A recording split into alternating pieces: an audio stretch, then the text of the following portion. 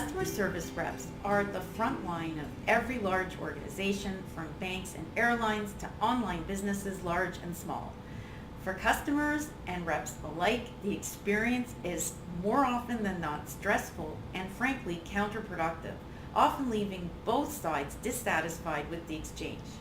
Hi everyone, Jackie Fleischman here, your premier resource to unleash your inner confidence and find your voice in negotiation, conflict, and other challenging situations as they come up in your professional life. In this week's video, I look at the source of confrontation and what makes communication between customer service reps and customers so challenging. A well-designed customer service protocol should provide quality service, effective sales, cost efficiencies, and most importantly, leave the customer with a positive experience. But let's face it, most companies fail miserably at this, leaving customers fuming and reps unwilling to take the necessary steps to resolve a problem and more often than not, think through a situation. You might remember the incident in a Philadelphia Starbucks in April 2018 when two black men were arrested because they hadn't ordered anything while waiting for a business associate to show up. The barista, our customer service rep in this case, called the police after asking them to leave.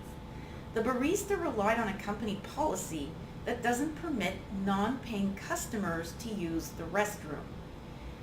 Leaving aside the barista's personal biases and leanings toward racial profiling and racial discrimination, which definitely played a role in this unfortunate incident, this only serves to highlight failed policies and training protocols that companies continue to rely on and put in place.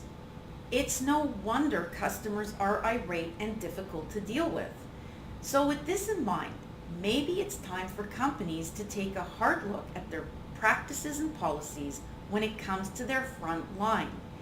Any hope of stemming bad behavior on both sides has to start with the company understanding what triggers the customer's anger in the first place and how to handle the person and the problem.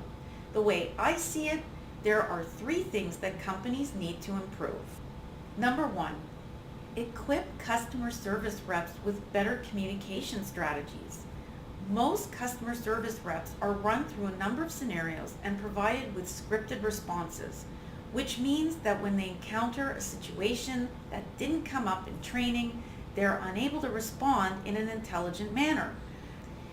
Companies should be providing a framework where customer service reps can adapt to different situations, complaints, or requests.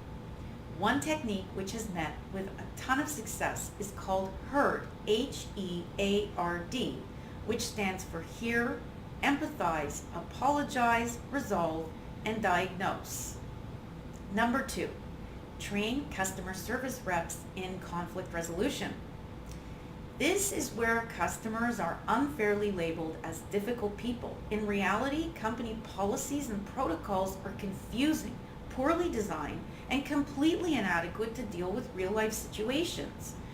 Angry and emotional customers require skilled and trained customer service reps to diffuse the situation, offer sincere apologies, listen, and take steps to resolve the complaint.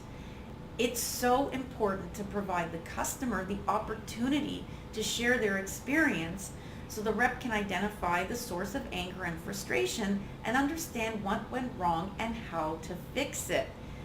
More often than not, unreasonable demands are made by customers as a means of being heard.